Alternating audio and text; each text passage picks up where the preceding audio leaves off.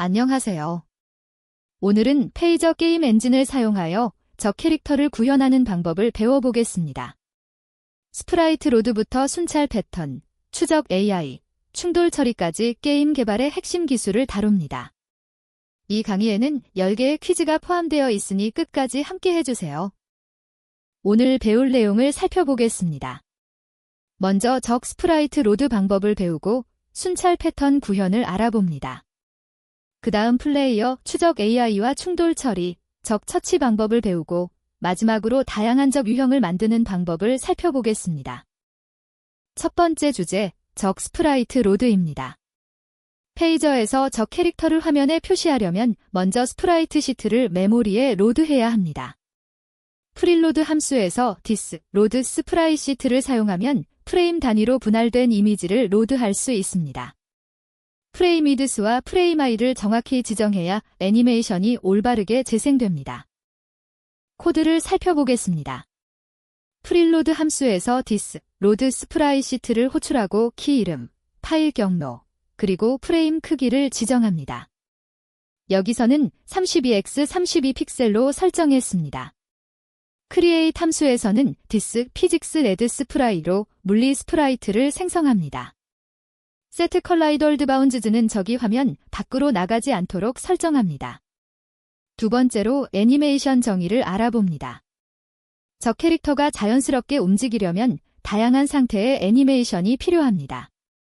디스 애넘즈 크리에이로 아이델, 옵, 어택 등의 애니메이션을 만들 수 있습니다. 프레임 레이로 재생 속도를 조절하고 리피트를 -1로 설정하면 무한 반복됩니다. 세 번째 주제, 순찰 패턴 구현입니다. 적이 일정 구간을 왕복하며 순찰하는 것은 게임에서 흔히 볼 수 있는 패턴입니다. 시작 위치를 저장해두고 현재 위치와의 거리를 계산합니다. 순찰 범위를 벗어나면 방향을 전환하고 플립헥스를 적용하여 스프라이트 방향도 바꿔줍니다. 순찰 패턴 코드를 보겠습니다. 에너미 클래스를 만들고 컨스트럭터에서 스타어텍스로 시작 위치를 저장합니다. 펀롤 디스턴스는 순찰 범위, 스피드는 이동 속도입니다. 펀롤 메서드에서 현재 위치와 시작 위치의 차이가 순찰 범위를 초과하면 디렉션을 반전시킵니다. 그리고 setVelocityX로 이동합니다. 네 번째 주제, 플레이어 추적 AI입니다. 적이 플레이어를 감지하고 따라오는 기능은 게임의 긴장감을 높여줍니다. 페이저 음에스, 디스턴스, 빛 함수로 두 점 사이의 거리를 계산합니다. 이 거리가 감지 범위 내에 있으면 추적 상태로 전환하고 무브 투 오브젝트로 플레이어를 향해 이동합니다. 추적 AI 코드입니다. 업데이트 함수에서 매 프레임마다 디스턴스, 빛으로 적과 플레이어 사이 거리를 계산합니다. 거리가 디텍션 레인지보다 작으면 상태를 체이싱으로 바꾸고 무브 투 오브젝트로 추적합니다. 범위 밖이면 펀롤링 상태로 돌아가 순찰을 계속합니다. 다섯 번째 주제, 적과 충돌 처리입니다. 플레이어와 적이 부딪혔을 때 어떻게 처리할지 결정해야 합니다. 페이저에서는 오버래프과 컬라이더 두 가지 방식을 제공합니다. 오버래프는 겹침만 감지하고 콜백 함수를 실행합니다. 컬라이더는 물리적 충돌 반응도 함께 처리하여 오브젝트가 서로 밀어냅니다. 충돌 처리 코드입니다. 피직스 레드, 오버래프로 플레이어와 적 그룹의 충돌을 설정합니다. 충돌 시 핸들 플레이어 에너미 컬리전 함수가 호출됩니다. 이 함수에서는 플레이어가 무적 상태가 아닐 때만 데미지를 주고 1초간 무적 상태로 만들어 연속 피해를 방지합니다. 여섯 번째 주제, 적 처치 방법입니다. 슈퍼마리오처럼 적의 머리를 밟아 처치하는 방식을 구현해 봅시다. 플레이어가 아래로 떨어지고 있는지 velocity, Y가 양수인지 확인합니다.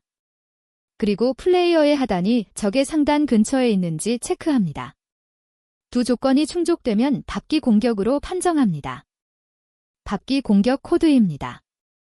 is 스탬핑 변수에서 두 가지 조건을 확인합니다. 첫째, velocity, Y가 양수로 아래로 떨어지는 중인지. 둘째, 플레이어, 바디, 바텀이 에너미, 바디 이 탑에 10픽셀 여유를 두고 근접한지. 받기 성공 시 적의 다이 메서드를 호출하고 플레이어를 위로 튕겨 올립니다. 7번째로 무적 시간 시스템을 알아봅니다. 플레이어가 적을 처치하고 튕겨 올라가는 동안 다른 적과 충돌할 수 있습니다. 무적 시간이 없으면 연속으로 데미지를 받게 됩니다. 이진 빈서벨 플래그를 사용하여 일정 시간 동안 충돌 판정을 무시하고 시각적 피드백으로 깜빡임 효과를 줄 수 있습니다. 8번째 주제, 다양한 적 유형입니다. 기본적 클래스를 상속하면 다양한 종류의 적을 쉽게 만들 수 있습니다. 순찰, 추적, 충돌 처리 같은 공통 기능은 부모 클래스에 두고 비행 패턴이나 발사체 공격 같은 고유한 기능만 자식 클래스에서 오버라이드합니다. 이렇게 하면 코드 중복이 줄고 유지 보수가 쉬워집니다. 발사체 적 클래스 코드입니다. 슈팅 에너미는 에너미를 상속받습니다. 파이어레이는 발사 간격, 레스트 파이어드는 마지막 발사 시간입니다. 업데이트에서 현재 시간과 레스트 파이어드의 차이가 파이어레이를 넘으면 슈트를 호출하고 레스트 파이어드를 갱신합니다. 슈트 메서드에서 발사체를 생성하여 플레이어를 향해 발사합니다. 비행적 클래스입니다. 플라이잉 에너미도 에너미를 상속받습니다. 생성자에서 세털라우 그래버티를 펄스로 설정하여 중력의 영향을 받지 않게 합니다. 앰플러투드는 상하 이동폭, 프리퀀시는 이동 주기입니다. 업데이트에서 매스 사인을 사용하여 부드러운 사인파 패턴으로 위아래 움직임을 구현합니다. 마지막으로 적 그룹 관리입니다. 게임에는 보통 여러 적이 등장합니다. 페이저의 그룹 시스템을 사용하면 효율적으로 관리할 수 있습니다.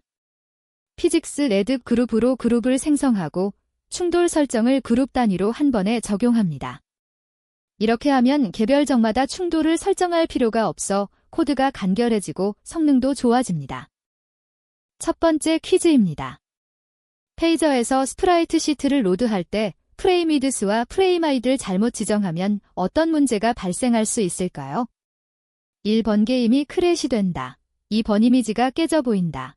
3번 자동으로 보정된다. 4번 물리 엔진만 비활성화된다. 잠시 생각해 보세요. 정답은 2번, 이미지가 깨져 보이거나 애니메이션이 올바르게 재생되지 않는다입니다. 스프라이트 시트의 프레임 크기를 잘못 지정하면 페이저가 이미지를 잘못된 위치에서 잘라내게 됩니다. 그래서 정확한 픽셀 값을 입력하는 것이 중요합니다. 두 번째 퀴즈입니다. 적 캐릭터의 순찰 패턴 구현 시 방향 전환을 결정하는 가장 적절한 방법은 무엇일까요? 1번 랜덤하게 방향 변경, 2번 이동 거리 계산으로 순찰 범위 벗어나면 전환, 3번 플레이어 반대 방향으로 이동, 4번 고정된 시간 간격으로 전환. 생각해보세요. 정답은 2번, 시작 위치로부터의 이동 거리를 계산하여 순찰 범위를 벗어나면 방향을 전환한다입니다. 시작 위치와 현재 위치의 거리를 계산하고 설정된 순찰 범위를 초과하면 방향을 바꿉니다. 이 방식은 일관된 순찰 영역을 유지하면서도 장애물에 적절히 대응할 수 있습니다. 세 번째 퀴즈입니다. 플레이어 추적 AI에서 페이저, 매스, 디스턴스, 빛 함수의 역할은 무엇일까요? 1번 각도 계산, 2번 거리 계산으로 감지 범위 판단, 3번 충돌 여부 검사, 4번 속도 차이 계산. 어떤 것이 맞을까요? 정답은 2번, 두 점 사이의 거리를 계산하여 감지 범위 내 진입 여부를 판단한다입니다. 디스턴스, 빛 함수는 두 점 사이의 유클리드 거리를 반환합니다. 이 값을 디텍션 레인지와 비교하여 플레이어가 범위 내에 있으면 추적, 아니면 순찰 상태로 전환합니다. 네 번째 퀴즈입니다. 무브 투 오브젝트 메서드의 세 번째 인자의 역할은 무엇일까요? 1번 대기 시간, 2번 최대 이동 거리, 3번 이동 속도, 4번 추적 유지 시간. 코드에서 어떻게 사용했는지 떠올려 보세요. 정답은 3번, 오브젝트가 목표를 향해 이동하는 속도입니다. 무브 투 오브젝트의 세 번째 인자는 픽셀 초 단위의 속도를 지정합니다. 예를 들어 체이스 스피드가 150이면 초당 150 픽셀의 속도로 플레이어를 추적하게 됩니다. 다섯 번째 퀴즈입니다. 오버래프과 컬라이더의 차이점으로 올바른 것은 무엇일까요? 1번 2D와 3D 충돌 차이, 2번 오버래프는 콜백만, 컬라이더는 물리적 반응도 처리, 3번 정적과 동적 오브젝트 차이, 4번 동일한 기능. 앞서 배운 내용을 떠올려 보세요. 정답은 2번입니다. 오버래프는 두 오브젝트가 겹쳤을 때 물리적인 충돌 반응 없이 콜백 함수만 실행합니다. 반면 컬라이더는 겹침 감지와 함께 물리적인 충돌 반응도 처리합니다. 데미지만 처리할 때는 오버래프이 플랫폼 위에 서 있는 것처럼 물리적 상호작용이 필요하면 컬라이더가 적합합니다. 6번째 퀴즈입니다. 플레이어가 적의 머리 위에서 떨어지는 것을 감지하기 위한 조건은 무엇일까요? 1번 X좌표 일치, 2번 Y속도 양수이고 플레이어 하단이 적 상단 근처, 3번 거리가 0, 4번 점프 애니메이션 상태. 바퀴 공격 구현을 생각해보세요. 정답은 2번입니다. 바퀴 공격을 구현하려면 두 가지 조건을 확인해야 합니다. 첫째, 벌라서티, Y가 양수로 플레이어가 아래로 떨어지고 있는지. 둘째, 플레이어 바디 바텀이 적의 바디 탑 근처에 있는지. 이 두 조건이 모두 충족되면 플레이어가 적의 머리를 밟은 것으로 판정합니다. 7번째 퀴즈입니다. 다양한 적 유형을 구현할 때 상속을 활용하는 이유는 무엇일까요? 1번 프레임 레이트 향상, 2번 공통 기능 재사용과 고유 행동 오버라이드, 3번 상속에서만 물리 엔진 사용 가능, 4번 상속에서만 스프라이트 로드 가능. 객체 지향의 장점을 생각해보세요. 정답은 2번, 기본 클래스의 공통 기능을 재사용하면서 고유한 행동만 오버라이드 할 수 있다입니다.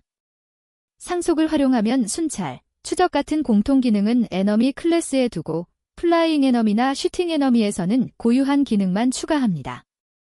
이로써 코드 중복이 줄고 유지 보수성이 높아집니다. 8번째 퀴즈입니다. 프릴로드 함수와 크리에이트 함수의 실행 순서는 어떻게 될까요? 1번 크리에이트가 먼저, 2번 동시에 병렬 실행, 3번 프릴로드가 먼저 실행 후 크리에이트, 4번 순서 관계없음. 페이저의 신 라이프 사이클을 생각해보세요. 정답은 3번, 프릴로드가 먼저 실행되어 리소스를 로드한 후 크리에이트가 실행된다입니다. 페이저의 신 라이프 사이클에서 프릴로드가 먼저 실행되어 이미지와 사운드 같은 리소스를 메모리에 로드합니다. 이 과정이 완료된 후에야 크리에이트가 실행되어 게임 오브젝트를 생성합니다. 9번째 퀴즈입니다.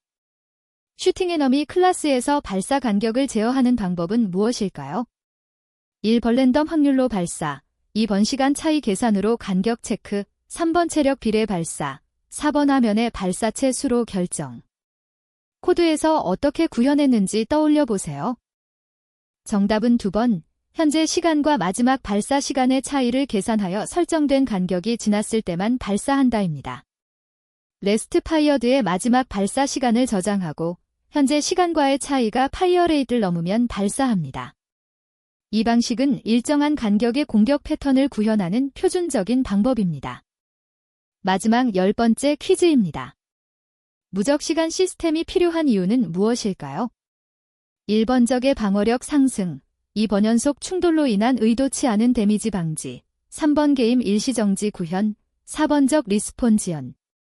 플레이어 보호 관점에서 생각해보세요. 정답은 2번, 플레이어가 연속 충돌로 의도치 않은 데미지를 받는 것을 방지한다입니다. 플레이어가 적을 밟아 처치할 때 바운스가 발생하는데 무적 시간이 없으면 근처의 다른 적과 연속으로 충돌할 수 있습니다. 그래서 짧은 무적 시간 동안 충돌 판정을 건너뛰도록 구현합니다. 오늘 페이저를 사용한 적 캐릭터 구현의 핵심을 모두 배웠습니다. 스프라이트 로드, 순찰 패턴, 추적 AI, 충돌 처리, 바퀴 공격, 그리고 다양한 적 유형까지. 이 기술들을 활용하면 재미있는 게임을 만들 수 있습니다. 시청해주셔서 감사합니다. 직접 코드를 작성하며 연습해보세요.